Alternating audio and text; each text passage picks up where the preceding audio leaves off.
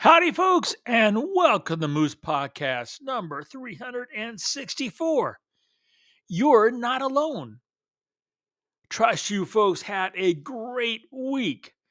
I got to say I didn't receive any emails in part because I was in the middle, on the very western edge of Kodiak Island, where thankfully tech doesn't find me.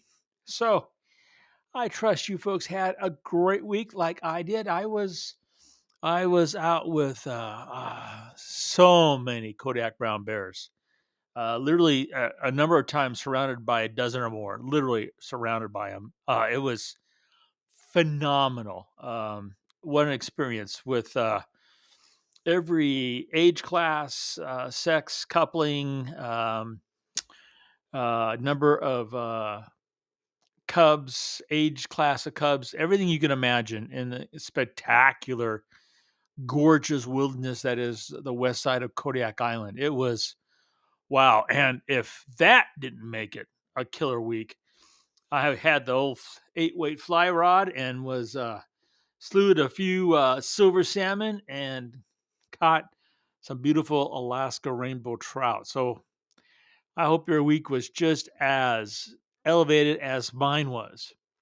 Want to thank you for stopping by and giving the old Moose podcast a listen. I keep doing these things for you folks. I'm sure you're aware that some podcasters are doing it for big bucks, some of them for other various reasons, which are, you could say, are selfish. I just love being able to spend a little time with you and let you hear what I have to say, especially my crazy inflections. So then when you go and read my stuff, you kind of can imagine what is going through my head as I type those words. So I'm here for you guys. So appreciate you ever so much. Also, really appreciate the support of Bedford Camera, bedfords.com. They've got Photocon coming up really fast with about 5 weeks now.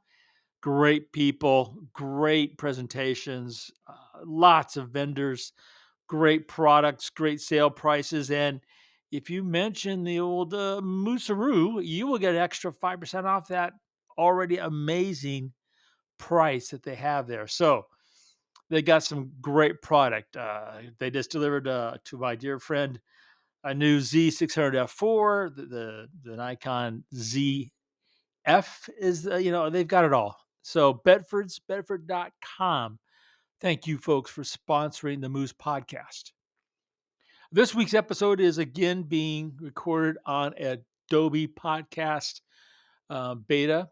It's an AI product, in case you weren't aware. So the voice that you hear is being mixed by AI, which it not only does a really good job, and they've made another tweak, but I don't have to do it, and I'm not an audio mixer. That's not my forte. So I'm really grateful for this. And when you go to the blog post for the podcast, you can download the transcript, which that for some reason doesn't seem to be being updated and really made much cleaner compared to their audio recording. But just so you know, it's there. I'll get into this week's episode. You're not alone. Now, why would that pop in my head? When you're in Kodiak and you're on the west side, and there is no cell service. I mean, there's no cable TV. There is no electricity. I mean, you are literally you can feel really alone if you're surrounded by a dozen or more Kodiak brown bears. You can really feel alone and perhaps naked because, well, they are big bears. Oh, there's one female. Oh gosh, she was gorgeous. A 13-year-old, about 1,000 pounds. Wow, she was spectacular. But anyway, um, in it's hard to kind of wrap this up in just my usual podcast time. I could go on, I think, for hours this topic. It I thought about this while I was out there shooting. I thought about it on a long flight home, even when I was picking up my favorite barbecue and talking to my friends there at PIG in Missoula. And photographers often, and I'm right there with everybody else, feel all alone. But you're not alone, but we feel alone. And that it often feels like we're the only ones fighting the battle. We're the only ones who care. We're the only ones who have that bug. We're the only one whose camera isn't doing this, that, or the other. But we actually are quite a large community. Now, how can understanding this a little bit better and you're not alone and use it to improve our photography? Well, let's start with one simple thing. So, Photoshop 2024 was dropped, I guess, 2 weeks ago now, I think is right. And Adobe Camera Raw, developed module and Lightroom have steadily been seeing some upgrades. And you probably are not seeing a whole lot of information out there that you can say, oh, that's what's new. It's kind of like when they drop a new iOS for the iPhone. You have to go on the web and start doing a bunch of searching to see what brand new things that you just got that you didn't know you just got. It's the same process. And I want you to know you're not alone in that feeling where you've just got this upgrade and you have no clue what's under the hood. How can you really move forward when there's not someone, perhaps like myself, who kind of is in this stuff every day? Because that's what my what my job description is to be aware of these new technologies and seeing how I can use them. How do you do that? Well, there are many things you can do. There are the obvious ones. There's Kelby One, great online training. There are other online trainings. I don't particularly know them or have used them, but I know they're out there. And there's other resources like that in the YouTube channel universe. I have a good friend who says he goes to YouTube University every day, but you are still alone with your computer and your images, even when you go through those classes. And some of those classes, the photographer or the person, I should say, teaching it, because a lot of times they're not even photographers. They are, let's see what whiz bang we can pull out and impress you, which will do nothing to help you move photography kind of photographers. Anyway, how can you simply make some changes that will radically change your photography? Now, you have to understand that probably, I'm going to say 75% of what comes across my desk, I have to do the deep dive and learn how it works and then figure out how I want to apply that to my photography and then figure out if it's an application to my photography that is valid or one I should just chuck. Because I really abandon so many things that come in here. You never hear me talk about them because they don't do anything. So how do you get there? So you don't feel alone. How do you um, stay on the parade by yourself? First thing I'm really going to stress is remember that it's a digital file. Whatever you do in the camera, in the computer, if you don't like it, you can either A, not take the picture, B, delete the picture, C, don't save the changes, D, all the above, and E, don't sweat it. That's really important. The We get so frustrated because we are alone and we don't have those answers. And understand that you can find me like on Twitter and the Kelvin One forums. You can go to the Ask Me a Question link there on the website. And there ain't no one else in this office, folks. The emails are answered by moi and only moi. And Ask the questions. And if it is something I can help you with, hey, I'm going to help you. I mean, the number of people who reach out and do the, I think, inexpensive um, Zoom help is since the pandemic has gone to zero. But we can talk live Zoom.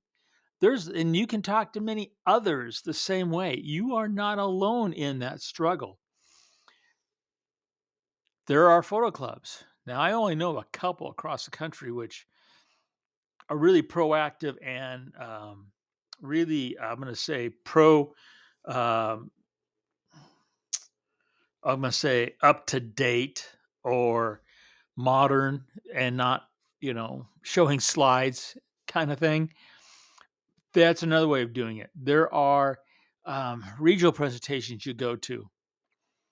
But the thing is, you have to understand that in this process, it still comes down to you. So I don't know if you're like me, but I often talk to myself. And in that way, there's two of me. So I know I'm not alone. And I've met a couple others this week who do the same thing. You could always bounce things off yourself or your other self or your second self so you're not alone. There are certain processes you have to keep in mind in that, and one is you've got to have one that is, you could say, a side of yourself or a second self that is just a wackadoo, okay, and then there's the other side that is pretty nose to the grindstone kind of self, and then in the middle you find that ground where you can make a difference. So putting actual something to this conversation, let's launch Adobe Camera Raw. Open Adobe Camera Raw. When you do that, you are taking a NEF file, NEF being a Nikon electronic file. That's the raw file from a Nikon, or you're doing Canons or Sony's, whoever's raw file you're doing. You're going to open it up, and that file represents all the data you captured when you went click with the camera. And computers are all about data. So the more data and the better that data is, you open up in the computer, life is easier. The photograph is going to be better. So you got to remember that you're going to be always all alone when you're behind that camera and go click. So it's really behooves you to get it as right as possible. Not perfect. That doesn't happen to the camera vast majority of the time. That's what we memo about because we think it should be perfect. It ain't going to happen most of the time. You just get it right. So then we're going to go and shoot for the subject and finish for the light. So we open up that NEF file, and the very first thing on the top of the list is camera profile. This is really important. And most photographers don't understand it, don't know where to find it, can't relate to it. It really makes you feel like you're all alone because you've got the top of the list. And that's how I look at those Adobe Camera Raw. It's like this list. You go through the list from top to bottom. And the first one is camera profile.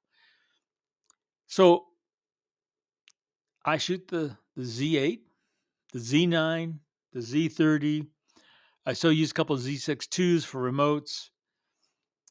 Each one of those has, unique to itself, even if it's minor tweaks, a different tone curve if you put the camera in standard.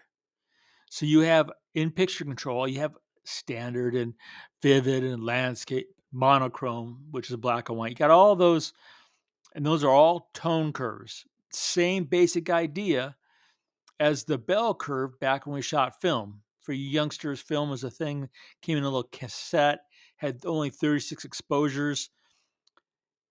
So that tone curve, it's what is taking all that information from the lens that hits the sensor. The sensor then splits up and sends down its amazing, miraculous pipelines to actually capture our world that we're seeing electronically and reassembling it. It is assigning all sorts of different important things from color and saturation, exposure, all that goes into what we see on our computer monitor. back with DSLRs, there was an evolution definitely from the D1 to the D3, and then smaller changes from the D3 to D6 to that tone curve. So up until about the D4, I played with Vivid and Landscape, a bunch of them, because there was big changes. And since basically the D5, I shoot everything in the standard tone curve. Why? Because it gives me the greatest amount of information. When, and that's the thing about anything, are these caveats. So you're not alone if you don't understand that basic picture control, camera profile, standard tone curve. So I shoot everything in standard, gives me the greatest amount of information. And the next thing you look at when you go down that list in Adobe Camera Raw and Develop module after the camera profile is white balance, because they're directly related to each other in the way that information is collected, sorted, and displayed. So the first thing you want to do is you want to make sure that when you select the profile, you select camera matching, and then you go and click on the one you're shooting, be it standard or whatever. I have standard. So I don't use the Adobe one. I use the camera matching, which means it's the secret sauce coming from the Nikon that Adobe back engineered, and it works so bloody well. Because then I'm going to take and shoot that white balance at the point of capture and get it correct. And then you have to, there's no way around it. Doesn't do it automatically. You have to, if you're shooting auto white balance, it nails the number about 95% of the time. If you are manually setting in the white balance, like I like to shoot at 9,000, 10,000, you have to manually put that into Adobe Camera Raw. And if you do just those two things, and you look at how the image first opened, and then after those two simple changes, your world will change. And you're not alone in not understanding this and not utilizing it and taking advantage of it. And I'm talking about two simple things in Adobe Camera Raw that could really change your photography. And right then you should be going, oh man, that means there's a whole lot more. And there is. So in that process, ask questions. Ask lots of questions. As many questions that come up. Don't say to the person you ask a question of, can I ask you another question? Because you haven't asked the first one except for the one that you just said. Can I ask you a question? So that's really kind of lame. And don't just come and say, hey, I don't understand, or can you help me with, and seek the answers and understand the answers that are coming to you might not be the right answer.